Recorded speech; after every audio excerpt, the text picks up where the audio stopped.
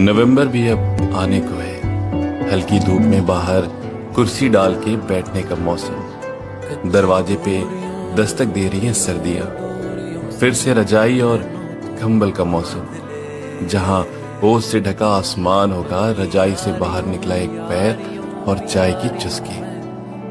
ठंड का मौसम भी लाजवाब लगता है। धुंधले से रास्ते होते हैं, आँख खुलते ही दूर तक खेतों में फैला कोहरा और घास पे पड़ी ओस की बूंदे किसी जन्नत से कम नहीं लगता अपना गांव। राहत सा देता है जब कड़ाके की ठंड हो और हाथ में कोई चाय का कुल्हड़ पकड़ा दे।